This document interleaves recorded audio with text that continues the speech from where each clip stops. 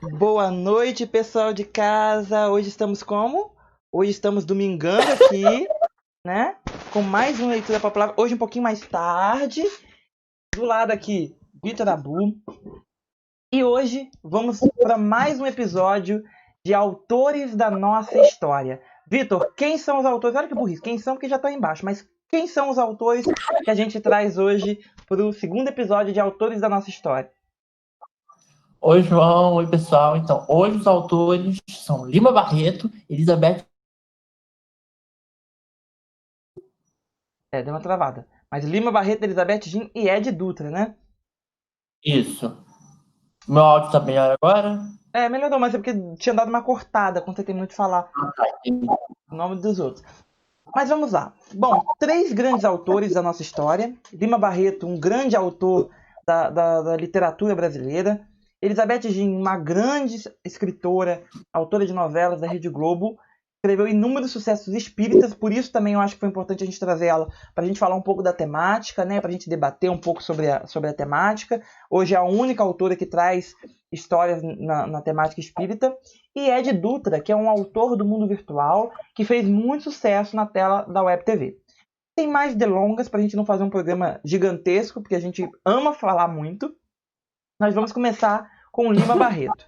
Vitor, teria como você dar uma introdução para a gente sobre quem foi Lima Barreto, já que você é o estudante de letras da PUC? Rio? Peraí. Então, João, eu falei boa noite? Eu acho que não, né? Enfim, acho que eu já falei. Tá me ouvindo, João? Tô. Então vamos lá. Então, Lima Barreto é um autor, né, negro, uma coisa bem importante de falar, que se situa no momento literário, no momento que a gente chama de pré-modernismo. Na verdade, não é um movimento em si, ele é uma escola, digamos assim, transitória, né?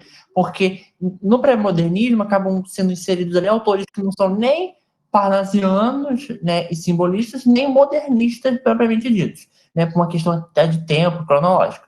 Então, o Lima Barreto, ele vai entrar nesse movimento. Mas as características dele são bem únicas, né? Então, que momento é esse? O Lima Barreto, carioca, um homem negro, filho de ex-escravizados, e ele vai, uma coisa importante, nesse momento que ele já começava a escrever, né, já tinha sido proclamada a República, né?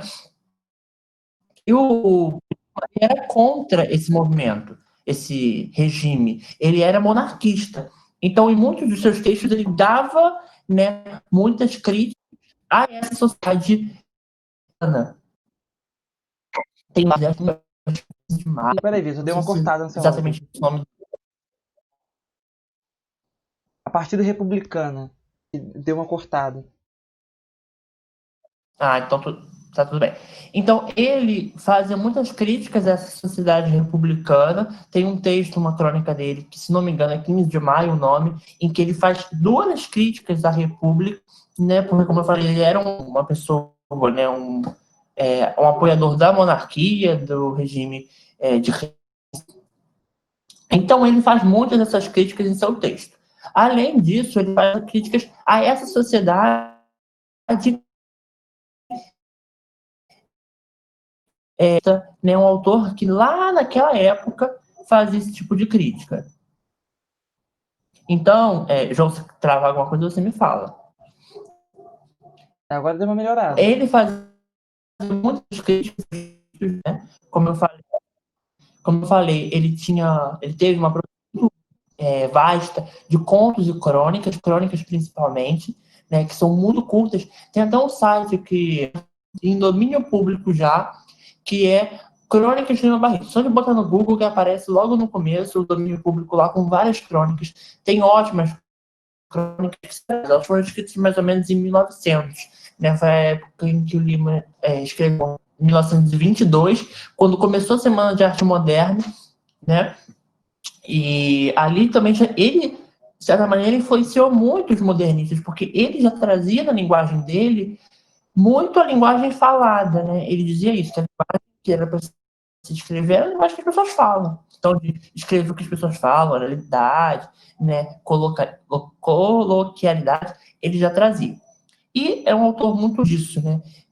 Como eu falei, essas crônicas, tem uma crônica dele que se chama Enchentes, eu acho. É temática. Se você ler, você vai achar que foi escrita no verão desse ano, porque é algo distante que sempre continua, que sempre acontecem e que já lá atrás falava. Então tem sobre isso, tem sobre a questão da República, como eu falei, nessa sociedade ele criticava muito a hipocrisia, né? A gente falou aqui, João, semana passada sobre o Rinaldo, e ele critica também essa sociedade hipócrita, falsa, de aparências, que são, né, muito contraditórios, né, que só interessa o que é seu, né, toda essa questão dos interesses físicos, materiais.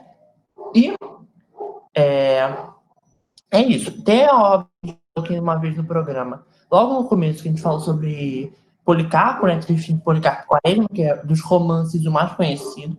Ele tem outros. Tem um romance que foi o último, que ele não chegou a escrever inteiro, ele morreu e foi publicado incompleto póstumamente, né? Que é o Cemitério dos Vivos, que é considerado uma autobiografia dele, considerada a história de vida dele. E aí também tem outro que eu trouxe aqui, que é o Clara dos Anjos, que eu ainda não li, né, muitos livros aqui que eu ainda não li, eu já até trouxe outros, mas o Clara dos Anjos, pelo que eu já pesquisei, já ouvi falar e tudo, é um livro que traz a questão da mulher negra, né? Porque, como eu falei, ele era um autor que debatia muito a questão do racismo, porque ele era negro, e também debatia muito das mulheres. Então, ele fala justamente da mulher negra. E, encerrando a parte do racismo, como eu falei, o livro se assumir desde o começo como um homem, como um escritor negro, diferente de outros como Machado, que durante muito tempo teve essa ideia de que Machado era. Mas o Lima não, ele sempre se declarou negro e por isso ele enfrentou muitas questões, muitos preconceitos. Né? Ele tentou a Academia Brasileira de Letras sem sucesso. João. É isso aí, gente. Só peço desculpa a vocês que realmente em alguns momentos o áudio tem algumas instabilidades. São instabilidades muito pequenas, né? Uns cliques muito pequenos, mas acabam às vezes se repetindo em alguns momentos. Mas é isso. O que a gente está fazendo de última hora, se a gente estivesse fazendo um pouco mais cedo, a gente conseguiria refazer e editar e fazer todas essas questões, né? Enfim. Eu particularmente gosto muito do Lima Barreto. Acho uma figura incrível e eu acho que o Cemitério dos Vivos, né, conta a história dele e é impressionante porque eu particularmente acho que a história de Lima Barreto é mais interessante até do que a própria história de muitos livros do que ele escreveu, de muitas coisas que ele escreveu, né? Eu acho que é muito emblemática a figura do Lima como um autor negro, é muito emblemática a figura do Lima como um crítico da República, um crítico social, né? Você disse aí, a gente falou sobre o Rinaldo na semana passada, e eu acho que é isso, né? O Lima é esse autor que fica muito marcado por ele. E não somente pelo que ele fala, mas pelo que ele vivencia, né? Mesmo quando ele conta a sua história de vida, que ele havia vivido até aquele determinado momento, a gente tem o final da vida do Lima, que também é muito emblemático, que a gente estuda muito nas escolas, né? Enfim, em relação a isso. Eu acho que o Policarpo Quaresma ele é muito atual, né? Tem dois livros para mim que eles são muito atuais. Dois livros, não só do Lima, tá? Falando do Lima de outra pessoa. A gente pode ter essa oportunidade em outras vezes. Mas existem dois livros do Lima dois livros que para mim são muito atuais, que é Policarpo, né? E o País do Carnaval do Jorge Amado, que você consegue também ter ver o Brasil de antes e como ele é agora. Tanto que se você quiser fazer uma adaptação de País do Carnaval, você faz sem menor problema, não tem muita coisa para mexer, você mexe em questões sociais, incrementa novas situações, mas é uma trama que ainda essencialmente, né, lembrando, País do Carnaval do Jorge Amado. Vitor, se você puder depois ligar e desligar o microfone, porque eu acho que esses piques são do microfone, do seu microfone.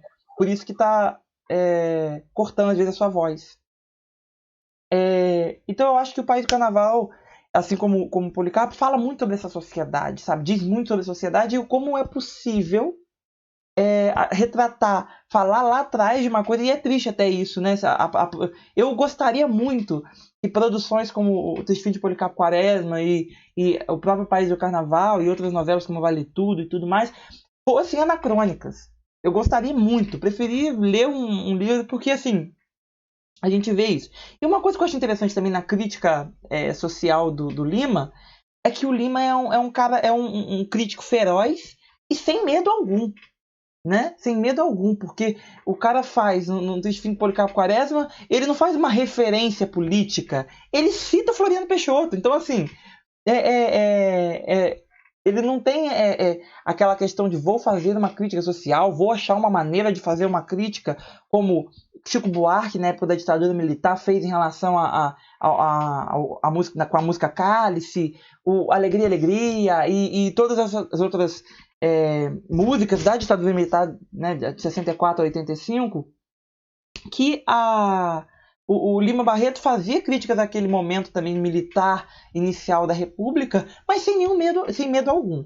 E eu vou falar por mim, né? Eu posso estar sendo até ignorante em relação a isso. Mas eu acho que quando a pessoa ela assume esse papel de intensidade, ela acaba pagando um preço muito caro, muito cedo, né? Eu acho que quando você vive uma vida mais tranquila, quando você vive uma vida com mais calma e as suas críticas são mais calmas e tudo você consegue diferenciar quando é necessário uma revolução e quando não é necessário uma revolução, e essas coisas basicamente, você tem uma vida mais prolongada. O Vitor sabe disso porque a gente sempre conversou disso. Eu sempre disse ao Vitor que eu achava que um jovem que vive tudo que tem para viver aos 20 anos de idade, na minha opinião, dificilmente terá os 30 saudáveis ou no mais. Deixa eu só baixar aqui para poder ficar melhor. Ou numa análise mais negativa, dificilmente terá a vida aos 30 anos, né? Então eu acho que o Lima é isso. O Lima morreu muito jovem, né? Deixa eu até ver quantos anos ele morreu aqui. Eu sei que ele morreu em 22, 26, alguma coisa assim. Mas eu acho que ele morreu muito jovem e ele era um cara muito intenso. E essa intensidade acabou levando ele a ter uma vida intensa, mas curta, né? Porque a intensidade é um pouco inimiga da longevidade, né? Ele morreu com 41, João. E complementando, você falou que em Triste Fim de Policarpo ele fala, né, cita o Floriano. Nas crônicas ele também faz isso. Ele carioca e tal. E fui até conferir a crônica que eu citei na data de 15 de novembro, né, que obviamente é a data da proclamação da República. Nessa crônica, inclusive, ele cita o então prefeito do Rio de Janeiro, Pereira Passos, né?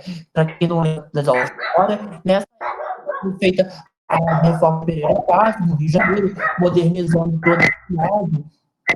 E o Lima faz muita crítica ao prefeito, né? Ele cita, ele coloca o nome do Pereira Passos e questiona como que tem agora praças enormes, avenidas enormes, continua alagando algo que já acontece há muito tempo. Ou seja, que modernidade é essa? Que ideia, que mudança é essa que a cidade continua tendo os problemas, os mesmos problemas, mas também é importante. Esses problemas são em que lugares? O Lima questiona muito isso. As favelas, os né? Enquanto as áreas centrais estão lá com as avenidas enormes, né, com aquela ideia de Belle Époque e tudo. Eu acho que coisas muito interessantes para a nossa história. Nessa questão também das críticas, das lutas, né? E tudo que ele tem sido pesquisado recentemente a Lilia Schwartz, que é uma historiadora, né, fez um livro sobre o Lima Barreto, um livro interessantíssimo, tem uma capa com uma ilustração dele, muito bacana. Então, eu acho que o que você está falando aí, realmente, quando eu falei que eu não gosto e eu não gostaria de que as coisas fossem, que eu gostaria que a obra de Lima, né, que as outras obras fossem anacrônicas, é justamente por isso. É muito triste você ver que a crítica do Lima é real e é atual, sabe? Não há nada de bonito em ter uma Vale Tudo que é tão atual hoje em dia, sabe? Uma Vale Tudo que critica um sistema há 30 anos atrás, novela Vale Tudo, há 30 anos atrás, e as coisas continuam da mesma forma hoje em dia, e a novela é atual. Então, assim, eu acho que isso é muito complicado. Agora, quanto ao Lima, eu amo Policarpo. Eu amo Policarpo porque o Policarpo ele é o brasileiro, né? Ele é o brasileiro no sentido a gente tem, por exemplo, Macunaíma, que é o brasileiro tentando dar o jeitinho, né? Que não é do Lima, mas Macunaíma, que é aquele jeitinho brasileiro. E você tem o Policarpo na figura do brasileiro esperançoso que aguarda ansiosamente que o país mude, que ele acredita realmente naquilo. Eu acho que quando o Lima faz uma crítica em relação ao tupi, né, a língua, eu acho que eu gosto muito da crítica. Aí eu acho que ele faz uma crítica contida e que representa muito. Né? Não é uma crítica tão exacerbada como criticar o presidente da República da época, ou o prefeito do Rio de Janeiro. Né? Mas ele faz uma crítica que eu acho muito legal, que ele está querendo dizer o seguinte: nós precisamos voltar à nossa essência. Qual é a nossa essência? E eu acho interessante essa questão também do Lima monarquista, porque a gente está falando de uma república que manteve a precariedade do povo preto, né? Uma república que tirou o povo preto das senzalas, né? Tirou o povo preto da senzala, porque gostaria de, com isso, enfraquecer o governo de Dom Pedro II e, enfraquecendo o governo de Dom Pedro II, consequentemente sua queda, né? Por conta dos fazendeiros, que eram quem mandavam no país, né? Praticamente, e foi assim até o Getúlio Vargas. E com isso se tornarem presidentes, né? Entrarem no sistema da República e conseguiram, né? Houve a pressão inicialmente pela independência do Brasil, depois houve a pressão pela proclamação da República, e após a República proclamada, com a queda de Dom Pedro II, com a queda da família real brasileira, o que acaba acontecendo? Olha, povo preto, eu precisei de você para te tirar da senzala, porque tirando você da senzala eu conseguiria atingir o então imperador e com isso proclamar a república. Né? Tem até história sobre como o Marechal Deodoro da Fonseca proclamou a república, né? Que não era uma vontade dele, mas as coisas já estavam para isso. E aí proclamam a república, que para muitos é um golpe de Estado, eu acredito que seja um golpe de Estado, e quando vem a república simplesmente não dá nenhum tipo de assistência. Isso se intensifica justamente no período do lançamento de Policarpo Quaresma, e naquele momento do governo Floriano Peixoto, o grande crescimento das favelas no Brasil. Né? O Morro da Providência e toda aquela história de como as coisas funcionavam, dos cortiços, como você disse, a precariedade, as chuvas, como tudo era, e que aquilo foi muito prejudicial. Então, o que o Lima dizia era: gente, peraí, esse sistema pode parecer mais avançado, porque lá nos Estados Unidos, né, talvez já tinha chegado antes, né, talvez não, tinha chegado antes, e pode ser um sistema mais avançado, mas a gente não pode culpar unicamente o antigo sistema pelas mazelas que o povo vive hoje. Então ele queria dizer o seguinte: nós precisamos recuperar a nossa história. Não vou nem criticar e nem elogiar fielmente a monarquia, apesar de estar claro que ele era monarquista, mas vamos recuperar nossa história falando do Tupim. Então era engraçado, porque era um autor negro falando que era contra a República, mostrando quanto a República tinha colocado o negro num patamar ainda pior do que ele já estava, e toda aquela situação toda, né? Enfim. E até hoje a gente não consegue ainda entender, sabe? O que aconteceu entre os últimos anos da escravidão e entre os primeiros anos da República, como o Lima Barreto contava. Então eu acho que o Lima é muito importante para as aulas de história, da mesma forma que ele é importante para a literatura, né? Pela contextualização. A Bonita desligou o áudio e tá falando, doida.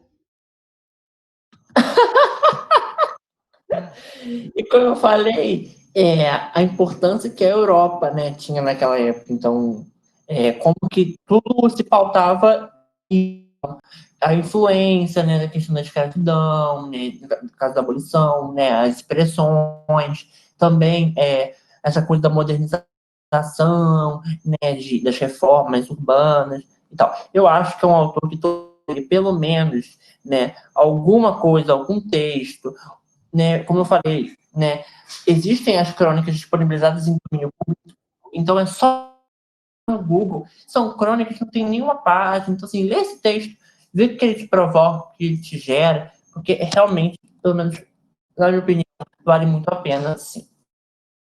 Exatamente. Bom, acho que a gente falou muito de Lima, né?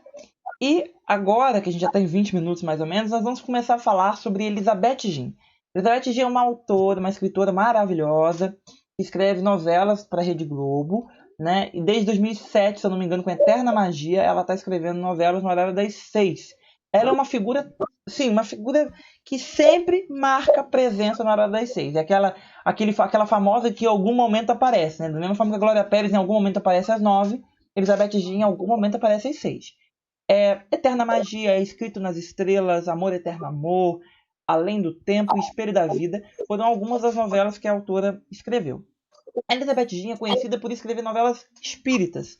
Então, com Eterna Magia, ela escreveu uma novela mais mágica, mas a partir de Escrito nas Estrelas, ela só escreveu histórias kardecistas, né, na verdade. Ela não é um espírita geral, ela é kardecista.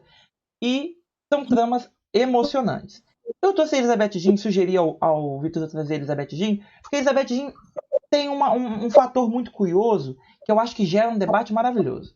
A Elizabeth Jean, ela consegue, assim como a Glória Pérez, mas eu acredito que a Jean consegue um pouco. Não, as duas devem conseguir na mesma medida. Elas conseguem gerar um debate entre um público mais jovem e um público que hoje em dia está mais voltado para as séries, que outros autores não conseguem, por mais sucesso que façam. Por exemplo, Alci Carrasco não conseguiu todos os dias parar o Twitter, parar as redes sociais, como Elizabeth Jean com Espelho da Vida, que é uma novela com uma audiência menor do que a Dona do Pedaço. Então vamos lá. Vitor, o que você acha? Você acha que a Jean ela escreve a mesma coisa porque ela não quer sair daquilo, ou porque você acha que ela está buscando de alguma forma se firmar nesse assunto e quem sabe um dia escrever uma grande produção que finalize e aí sim ela entrar numa nova jornada? Então, João, eu acho que é muito curioso, né, essa questão de muito no Twitter com o Espelho da Vida. Né? A obra parou e até um pouco, né, além do tempo, também teve uma excelente repercussão nas redes sociais e tudo. Então, acho que é muito interessante. Acho que muito se pensa quando um autor escreve um gênero determinado, por exemplo, se suspense, só escreve espírita. Muito se questiona, é uma pessoa limitada porque só escreve esse gênero? Ou ele está se solidificando, se firmando nessa área? Eu acho que eu sou mais dessa coisa de se firmando, porque se fosse a mesma coisa, as obras seriam todas as mesmas. Mas ela vem aos poucos trazendo coisas bem diferentes, até inovadoras, né, observando uma a uma, nessas obras dela. Dia eu não assisti, mas Escrito nas Estrelas para cá, eu assisti a todas. Percebo que tem sim bastante coisa, né? Diferente. Então, desde uma locação diferente, como é o caso de Amor Eterno Amor, né? Que ela vai para a ilha de Marajó, a questão de Além do Tempo, que eram duas fases, como o Espelho da Vida, que tinha duas fases, mas misturadas, que era algo super interessante em termos de narrativa, que a gente até falou logo nos primeiros programas. Então, eu acho que a temática ser tratada como é a mesma, porque todas têm essa linha kardecista, mas não são a mesma coisa, porque as histórias são muito diferentes. Então, Amor Eterno Amor tinha a coisa da mãe do filho, né? E Escrito nas Estrelas também tinha a coisa do filho que morria. Então, são coisas muito diferentes na temática preponderantemente, né? Soberana ali, a espírita. Assim, eu gosto muito. Engraçado, eu gosto muito das autoras da nossa dramaturgia. Eu acho que a maioria delas são perfeitas. Porque elas buscam uma característica uma coisa que eu não sei porquê, o que acontece com os autores, homens, que poucos fazem isso. Eu acredito que até o Dias Gomes, que é um grande autor, não é muito fazer isso. Fez em Charamandaia, né? Porque era uma trama que precisava criar característica. Um saía formiga do nariz, cada um tinha que ter uma característica. Mas acho que ela consegue colocar características nos personagens que eu acho incrível. Então, por exemplo, é o que você acabou de citar, Amor Eterno Amor. Eu vou falar de espírita, mas vai ser Ilha do Marajó. E o protagonista é um encantador de animais. Né, que eu achava aquilo maravilhoso, a ideia dela de que ele era um encantador de animais. E aí ela colocava aquelas cenas, escrito nas estrelas, vai ser assim, assim assado, sobre espiritismo, mas vamos ter inseminação artificial, o assunto da inseminação artificial. Aí vem Além do Tempo, que eu acho que Além do Tempo talvez tenha sido a mais clássica dela, porque ela não se preocupou muito com isso, em Além do Tempo. Ela focou tudo na narrativa. E aí o que eu ia falar o que a gente falou, né? Não, o que a gente fala na nossa oficina.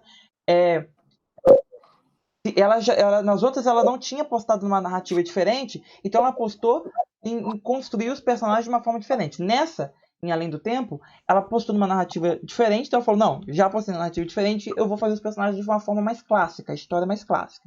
Né? Era a mocinha que se apaixonava pelo mocinho e ponto.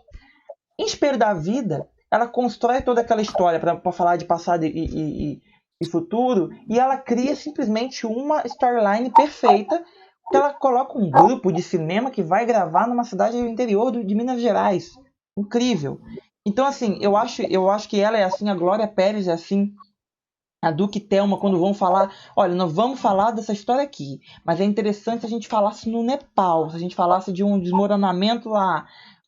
Seria interessante se a gente contasse essa história em forma de cordel. Seria interessante se a gente contasse essa história em forma de agora, né, falando sobre refugiados. Então, assim, eu vou contar uma história de amor, mas essa história de amor é encapada pelo drama dos refugiados, é encapada pelo Nepal e por tudo aquilo, e é encapada pela a história de cordel. Então, assim, eu acho que, no geral, a Elizabeth é uma autora que se firma num gênero e que eu acho que as pessoas tendem a criticar justamente, acho que o vídeo deve ter caído, mas eu vou continuar falando, aí ele entra de novo na ligação. E que eu acho que as pessoas tendem a criticar justamente porque elas não estão acostumadas ao autor decidir gênero. Elas estão acostumadas ao autor pegar e escrever a mesma história sempre. Vitor Ellen caiu, mas ele deve voltar, tá?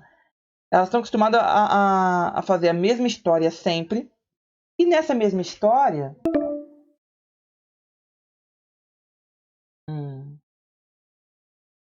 Vou voltar aqui, gente.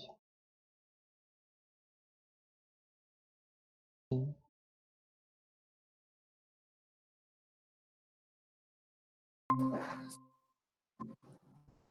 Prontinho.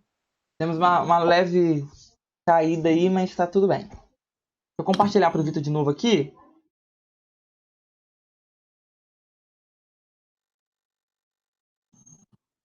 Pronto. Enfim, continuando o que eu estava falando, então eu acho que a gente está muito acostumado, na verdade, a pensar no autor nessa figura de ele se repetir contando a mesma história, mas mudando elementos. Então, por exemplo, eu acho incrível até, gente, eu sempre falo isso. Isso daqui, em relação ao Valcir Carrasco, eu acho interessante. Isso daqui é uma caneta. É uma caneta. Eu posso pegar ela para escrever, para colocar aqui, ó, o número 8. O número 8. Agora, você tá com alguma caneta aí, Vitor? Tô. O Vitor tá com uma caneta. Eu tô com uma caneta. Ambas têm a mesma funcionalidade. A funcionalidade delas é a mesma, mas talvez a marca da minha não seja a mesma marca do que a do Vitor. E talvez a pessoa que está usando essa caneta é o João Batista de Carvalho Neto, que mora em Rio das Flores, no interior do estado do Rio de Janeiro, que faz faculdade de Direito. Essa é a pessoa que está segurando essa caneta. E a pessoa que está segurando a outra caneta, que é o Vitor, também tem toda uma história ao redor dele. Então acho que isso é interessante, porque o que o Valcir faz, não é o tema, mas é porque eu quero só fazer esse contraponto em relação a Jim. O que o Valcir faz é usar sempre a mesma cadeira, usar sempre o mesmo lugar, usar sempre a mesma caneta, o mesmo papel, mas mudar o agente que está sentando na cadeira, está pegando no papel. Então, uma hora, a pessoa que está sentando na cadeira, pegando o papel, sendo injustiçada e passando por todos aqueles problemas, é a Maria da Paz. Outra hora foi o Candinho, em outra produção foi a Clara, em outra produção foi a Paloma, em outra produção foi a Gabriela, em outra produção foi a Serena, a Aninha, enfim, em cada momento é uma, né? A Júlia de Morde a Sopra, a Daphne. Então, assim, ele vai alternando e mudando. Então a gente tá. E como ele muda o tema, como ele faz assim, Caras e Bocas é a novela do macaco, Morde a Sopra é a novela dos robôs e do dinossauro, Amor à Vida é a trama do Félix, a Gabriela é a trama de Jorge Amado, né? E a Dona do Pedaço é da Maria da Paz, que faz bolo. E como ele vai mudando, o Candinho, e como ele vai mudando o tema, por mais que ele conte a mesma história, não passa essa percepção. O que a Jim faz é o contrário.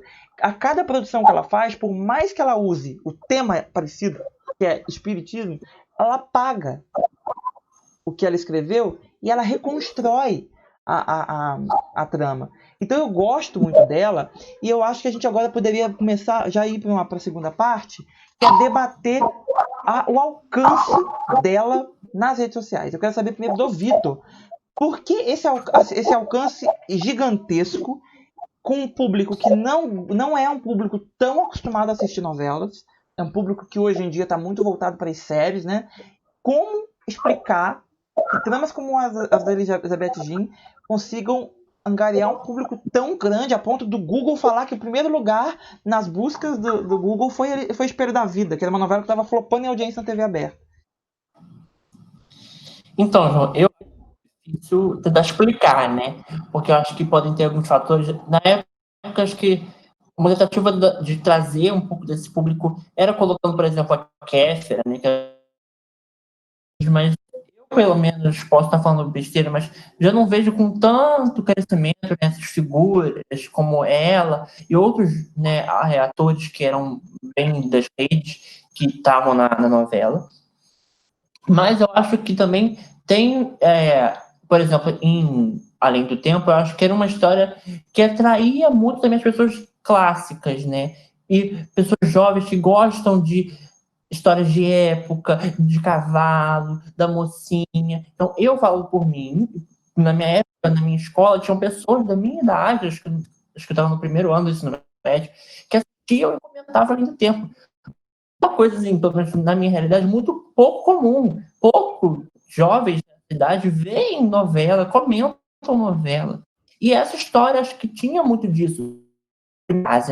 De ser uma história que tinha batalha de esgrima, né, de espada, todo da assim, era interessante. Na segunda fase, eu lembro que na minha turma as pessoas abandonaram, né? Porque já todo esse fervor, digamos assim, essas características já se apagaram. Mas acho difícil explicar qual é a cidade nas redes, né? Porque realmente eu, em Espírito da Vida, não sei como que. Pra mim, realmente é uma surpresa ela ter conseguido esses índices, né, da internet muito bons.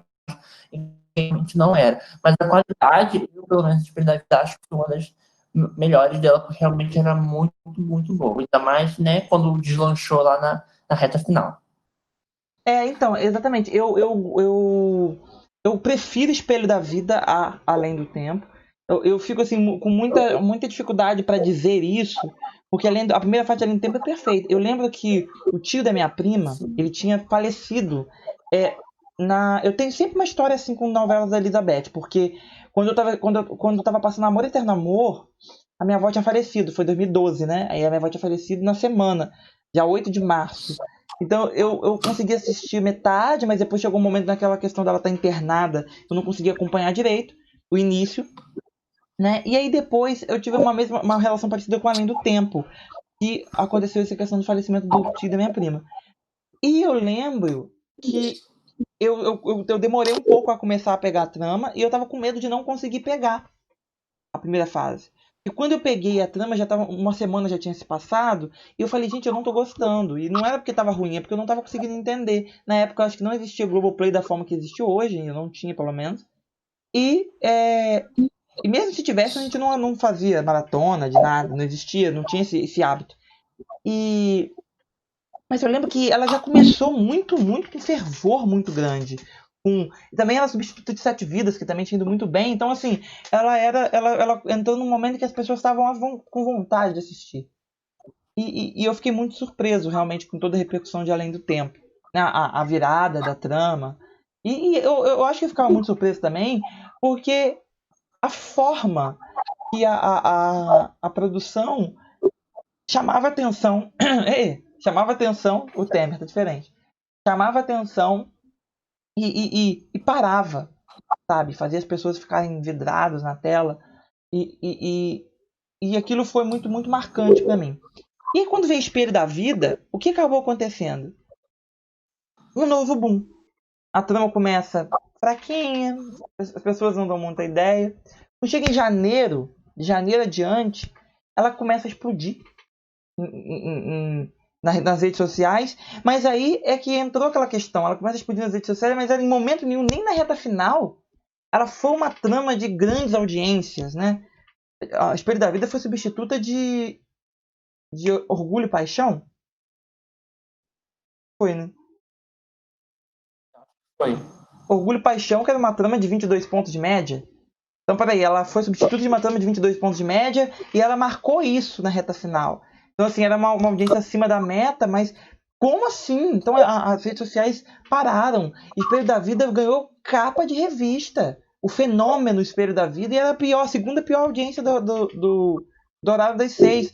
Então, eu acho que Espelho da Vida também veio pra gente discutir isso, sabe? Era uma coisa que a gente já a gente já estava discutindo há um tempo, né? Antes das redes sociais, com Força de um Desejo, que foi uma grande novela das 6, que é amada até hoje, mas que não teve uma grande audiência, com Lado a Lado de 2012, que é uma trama que dificilmente alguém critica e não foi bem de audiência, não tem uma justificativa. Eu acho que essas duas são as que mais chamam a atenção. E aí vem agora Espelho da Vida no momento das redes sociais e nos mostra no streaming uma grande audiência, no Globoplay, top 3 das produções mais assistidas da plataforma. Google é a produção da Globo mais pesquisada naquele ano. Twitter, primeiro lugar, segundo, terceiro e quarto, porque era primeiro lugar, hashtag Espelho da Vida, segundo lugar, Danilo, terceiro, Júlia, terceiro, quarto, Cris, e daí por diante.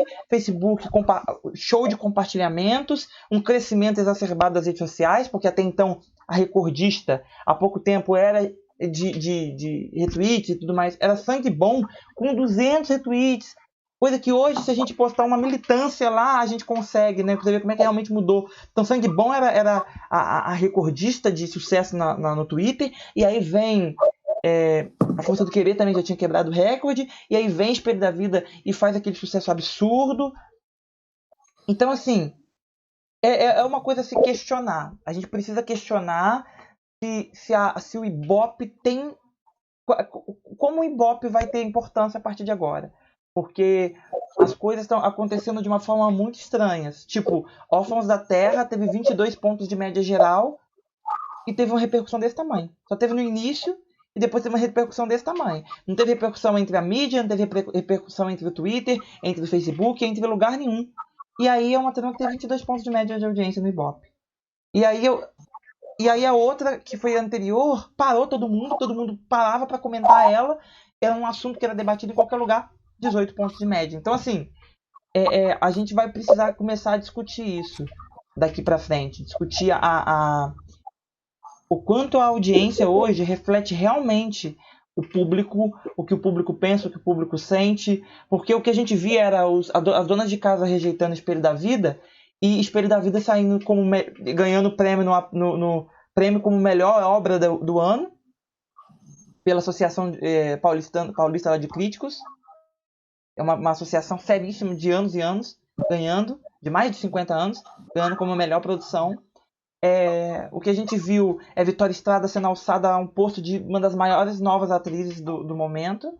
E foi perfeita, maravilhosa como Cris e Júlia. Aquela cena dela surtando quando iam internar ela é uma das cenas antológicas de Espelho da Vida. E é uma cena maravilhosa. Direção perfeita de Pedro Vasconcelos. Sim, incrível, incrível aquelas imagens. Um cuidado, uma atuação boa de Rafael Cardoso. Não que ele seja um ator ruim, mas é porque era um cara que estava enjoando a gente, mas não, ele veio como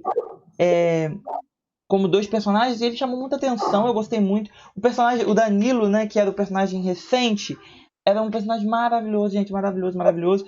A gente comprou o romance deles na última semana, eles fizeram um par romântico na última semana. A gente só tinha ideia de que ele apareceria, mas ele nunca tinha aparecido na trama ainda, né? Enfim, eu acho. E aí a gente vê capa de revista Vitória Estrada e Manchete. Espelho da Vida, a melhor novela de 2018. Espelho da Vida, o fenômeno que tomou conta. E não era o que estava sendo refletido na televisão. Então eu escolhi a Elizabeth para a gente comentar muito por isso. Eu acho que a gente precisa debater isso. Né? É uma coisa que eu também queria dar um adendo aqui. Eu gosto de aproveitar esse espaço, Vitor também sempre que quiser, para poder falar muitas coisas que eu penso, que às vezes eu estou tomando banho e estou pensando. Eu acho que a gente precisa respeitar os críticos. Respeitar. E entender qual é o papel deles. Entender que o papel deles é fazer uma crítica à produção. Então, se eles falam mal de todas as obras do Valci Carrasco no horário das 9, é porque a obrigação deles é avaliarem o produto. Um crítico não vai avaliar o sabão Omo, nos patrocínios que eu estou te citando. Eles não vai elogiar o Omo multiação só porque o Omo é o mais vendido. Ele vai falar do Omo, ou porque o Omo consegue público aqui, ali ou aqui. Não. Ele vai elogiar o Omo se o Omo for um bom produto. Então, eu acho que as pessoas precisam entender isso. Não quer dizer que o crítico gosta só de coisa cult. Por que os críticos deitaram para Espelho da Vida, que é uma trama de 18 pontos de média, e criticaram o Outro Lado do Paraíso de 39? Meu amor, entenda. Especialista de TV é uma coisa. Especialista de TV tem que analisar os sucessos. Eu tenho certeza absoluta que algum deles, um dia que eu tiver com algum deles, eu vou perguntar o motivo dessa situação da Jin. Eles estão analisando isso. Analisando o crescimento, o porquê do Dono do Pedaço bombou, analisando por que o Outro Lado do Paraíso bombou, por que a Elizabeth Jean não conseguiu bombar, por que a Elizabeth Jean tem influência nas redes sociais. O crítico ele tem que fazer a crítica do produto. Então eu estou falando exatamente isso, porque vocês precisam aprender o seguinte: opinião pessoal todo mundo tem. Mas para você ser crítico de TV, para você receber e ser profissional disso, você precisa estudar, você precisa entender. Não é à toa que todos os críticos praticamente às vezes falam a mesma coisa sobre determinado produto. É uma coisa que crítico para crítico fala. Crítico para crítico pensa. E nem precisa um contar para o outro. O que você acha disso? Ele tem a avaliação dele e o outro tem igual. Porque eles estão analisando o produto. Então, se você gosta de alguma coisa, entenda. Não critique os críticos. Porque você gosta e ele está criticando. Ou não critique os críticos pelo fato dele não elogiar a Dona do Pedaço e achar Amor de Mãe melhor que a Dona do Pedaço. Porque eles estão criticando ali a parte aquela parte de técnica. E outra, em relação a Elizabeth Jean, porque eu acho também, Vitor, que é aquilo que a gente conversou em alguns programas, a questão do padrão Globo de qualidade. Né? Eu estava falando hoje que nunca a Globo permitiria, em outros momentos, que Valci Carrasco fosse às 9 com trecho. Não estou falando com as histórias, mas com o texto precário que ele tem. Porque as críticas das tramas antigamente eram da seguinte maneira: poxa, essa novela perdeu a condução. Poxa, essa trama é ruim. Poxa, essa trama não chama atenção. Mas nunca, no horário das 9, a crítica era: esse roteiro é ruim. Porque esse roteiro é trash, esse roteiro não faz sentido, esse roteiro é mexicano. Porque a gente sempre teve a característica de ser menos mexicano do que o México. As nossas tramas são mais realistas do que as tramas mexicanas. Então eu acho que a Elizabeth também é uma autora. Eu acho que a maioria da Globo, a gente não pode falar isso. A gente tem Valci Carrasco e Cláudia Souto, talvez. Mas a gente já teve uma novela da Cláudia. Mas a maioria da Globo, pode ter certeza absoluta, é de autores que se importam com a qualidade do roteiro. E a Elizabeth Jean é uma autora assim, excelente nessa questão de lapidar o roteiro. E por isso que muitas vezes a Manuela Dias é mais elogiada do que o Valci Carrasco pelo... Amor de Mãe é mais elogiada do que A Dona do Pedaço pelos críticos. Porque os críticos preferem um roteiro que falte algo no sentido de faltar algum elemento mais chamativo do que um roteiro mal feito às coxas. As coxas eu não posso falar que é racista, mas que um roteiro feito de qualquer forma. E agora vamos... O que você tem a falar mais sobre isso, Vitor? Pode falar? Então, eu só queria realmente fechar falando dos personagens das pessoas muito cativantes, que sempre ficam muito bem marcados, né? E a gente consegue lembrar desses personagens, não só os principais, que são sempre muito marcantes nas tramas dela, os paralelos dela, eu pessoalmente gosto bastante. Acho que em Espelho da Vida tinha, né, os personagens ali do cinema, que tinha, por exemplo, o Robson Nunes, né, o ator, eram super engraçados. Em Eterno Amor também tinha o... Esqueci o nome daquela personagem que era da Ilha de Marajó, que era engraçadíssima. Então sempre também tem esses núcleos de humor que muitas vezes para alguns autores é mais complicado, e ela, pelo menos, né, tira de letra. Então eu gosto bastante das obras da Jean, dessas que a gente comentou. Eterna Magia, como eu falei, eu não assisti, mas as outras 4 eu assisti e gostei bastante. Eu acho que ela traz, como eu falei, sempre novidades, coisas super interessantes para debater. Vamos então para o nosso último autor, não? Vamos lá, pode apresentar ele aí.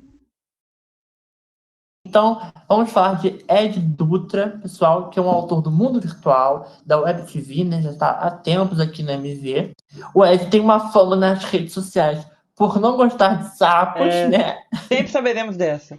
Que a gente sempre brinca, para quem assiste nossos vídeos não conhece. O Ed, né, teve uma época que ele relatou, recebeu uma situação que acho que viu sapo, não foi um negócio desse, João? Ele viu um sapo, que ele ficou apavorado. Acho que ele detesta sapo. Ele tem pavor, fobia de sapo. E sempre que a gente lembra do Ed, a gente lembra de sapo e a gente faz essa brincadeira. Mas o Ed já passou pela Web TV, como falei, teve uma passagem em uma obra exibida no TVN também, que é o Canto das Letras, acho que é o nome daquele site. E tem obras muito interessantes. Eu gosto muito do Ed quando ele ressalta as figuras femininas, que acho que ele tem feito desde né, de um tempo, os tempos de mulheres. Então, em Passos da Paixão, que é uma das obras mais conhecidas dele, aqui na MV, que eu acho que a Web TV, não sei se está reprisando, né, João?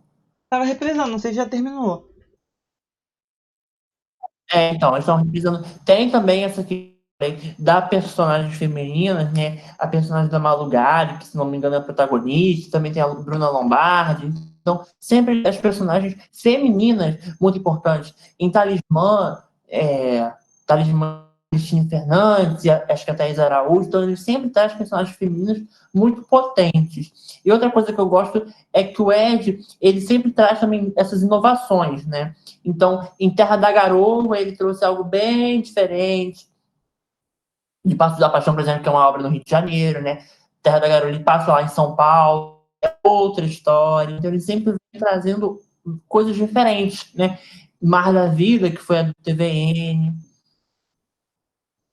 Então, eu acho que é interessante a figura do Ed também, porque o Ed, ele é, assim como o Rinaldo, a gente falou na semana passada, o Ed é um cara com uma bagagem interessante, né? O fato dele ser carnavalesco. Então, assim, são autores que eu falo por mim. Eu gosto muito quando eu olho e falo, vejo assim, falo, peraí, aquele autor ali, o Vitor Abu, que está escrevendo Dias Melhores, é um autor que sempre foi apaixonado, que faz letras, sempre foi apaixonado em fazer isso, na PUC, e ele estuda, e ele faz artigo científico, e ele já lançou um livro. Eu acho que essa bagagem, ela me chama muita atenção quando eu ligo a trama de Dias Melhores, que é a trama que fala sobre a literatura, e o Vitor Abu, que é o autor. Então eu acho que em relação ao Ed, é a mesma coisa que também vem a mim em relação ao Rinaldo, com essa figura que eu falo, que é esse crítico da sociedade, que é negro, que é homossexual, que mora na Bahia, que é professor de escolas, que dá aula para ensino médio,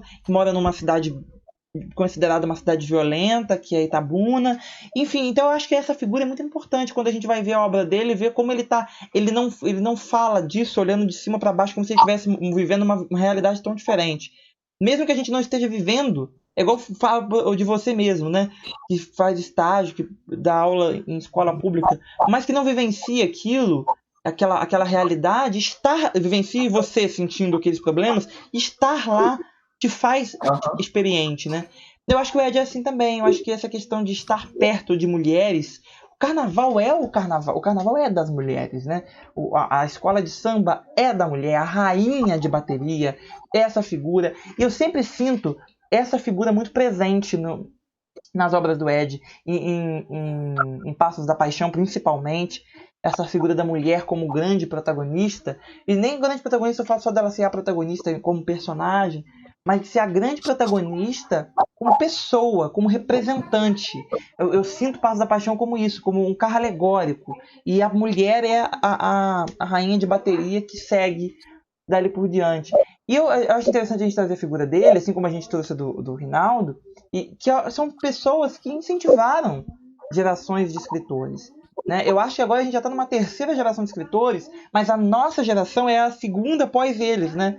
A minha e a sua vem depois de Rinaldo, Ed e o pessoal, né? Eu acho que o Wesley fica ali no meio termo. Não, acho que o Wesley é da nossa. Ele é muito bom, mas ele é da nossa, porque ele veio em 2015, né? Mas a gente é de uma segunda geração. Hoje, a gente já está podendo ajudar da forma que eles nos ajudaram no passado. Eu acho que isso é interessante. É o ciclo da escrita. Então talvez hoje esses novos autores tenham mais contato comigo, com você, com o Wesley Vitoriti, porque nós somos essa segunda geração que está ensinando para uma terceira que está vindo. Mas nós tivemos muito contato com eles, muito mesmo, de conversar, o Diogo, o próprio Gabo, o Rinaldo, enfim, todas essas pessoas.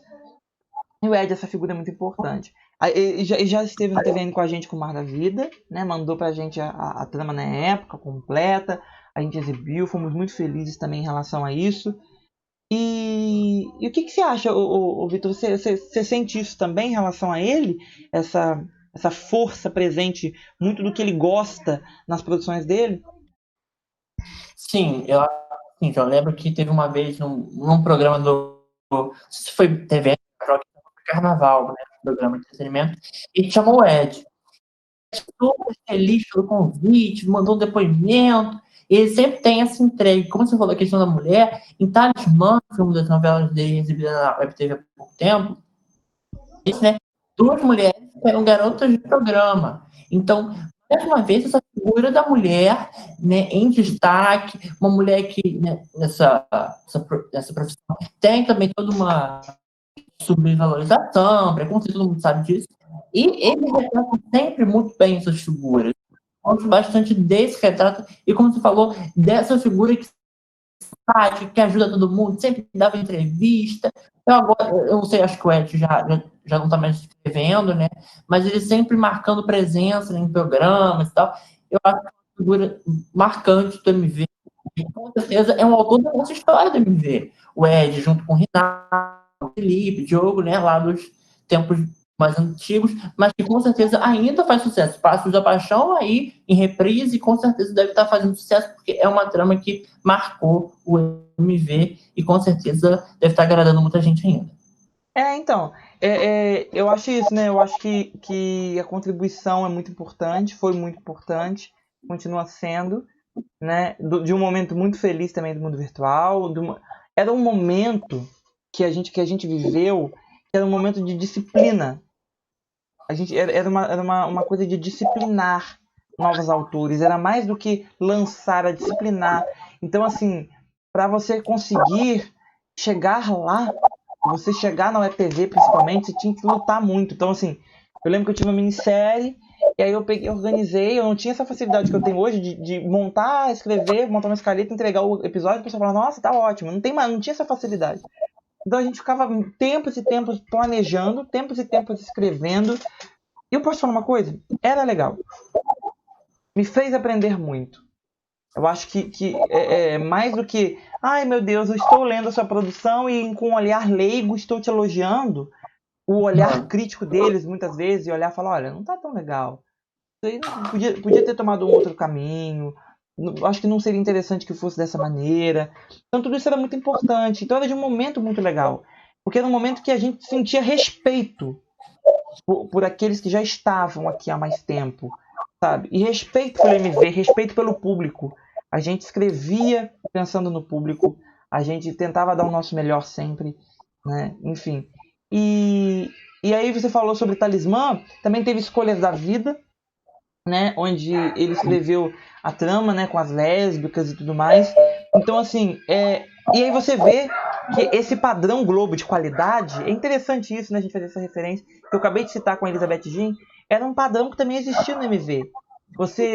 A trama, quando ela era muito desformatada, eu digo, em questão de formato mesmo, ela era muito desformatada, ou seja, a formatação dela era muito ruim, o cabeçalho era feito de maneira incorreta, a descrição de maneira incorreta, o diálogo de maneira incorreta, você tinha um problema. Você não se avaliava a trama que era incoerente. Você primeiro tinha que ter uma trama que tinha formato para depois você avaliar. Então essa época do Ed, do pessoal, era aquela época que você criticava a trama que era boa e que era ruim. Mas não a trama que era irregular e que era regular. A que era irregular era ruim e ponto. Né? A que era irregular é ruim e ponto. Hoje em dia a gente já tem mais a situação tipo assim, não, a trama é irregular, mas a gente tenta tirar água de pedra. E a gente tira um negocinho ali, tira um negocinho aqui. E eu não tô criticando, gente. Eu tô falando que infelizmente o MV chegou a esse ponto, porque nós mesmos muitas vezes fazemos isso no TVN na hora de aprovar uma produção. No TVN, que fala de ver a TVN, no Megaprova na hora de aprovar uma produção. A gente também às vezes tem que relevar algumas coisas que lá no passado não se relevaria em questões de formato de produção, né? E eu acho que é isso. O Ed continuou, até em Escolhas da Vida, entregando o melhor produto. E se você tivesse que gostar ou não gostar, você ia gostar ou não gostar por questões pessoais. Mas não poderia acusar ele de irregularidade. Eu acho que é isso que é interessante. Né? Não gostar de DM por questões pessoais, mas não gostar de dias melhores, DM. Mas não gostar de dias melhores por irregularidade. Porque o cabeçalho é feito errado, ou porque a descrição não é feita da maneira que o roteiro tem que se fazer, ou porque o diálogo não é feito da maneira que tem que ser feito. Você pode falar, não, eu acho que é mais engessada, a produção não é assim, mas você não pode falar que a produção é irregular. Então acho que até o final ele apresentou isso. Por isso que a gente trouxe o Ed no autor da nossa história, porque fez história, faz história, assim como o Rinaldo, como esses outros autores, eu acho que merecia essa homenagem também. Exatamente. Eu achei que a gente falou de autores muito importantes, né? E aí 2 autores negros que trazem também essa potência, né, João? E o Ed também, com protagonistas negras, e sempre essas temáticas super relevantes socialmente, né? Enfim, nos nossos tempos. Eu adorei e acho que agradeço, né, o convite, como sempre, e boa semana a todos. E é isso, pessoal. Semana que vem a gente tem mais um programa com mais autores da nossa história que a gente vai revelar ao longo da semana e contamos várias sugestões de tudo. É isso aí, gente. Tenho só que agradecer e até a semana que vem com mais uma Leitura Pop. Pode falar. Eu quero dar um recadinho. Amanhã a gente tem a estreia de da Justiça, a nova webnovela do Mega Pro, às 9 horas da noite, do Lucas Suicinese. É uma grande história, vale. Um beijo, pessoal, e até lá. Que vem em nome da justiça.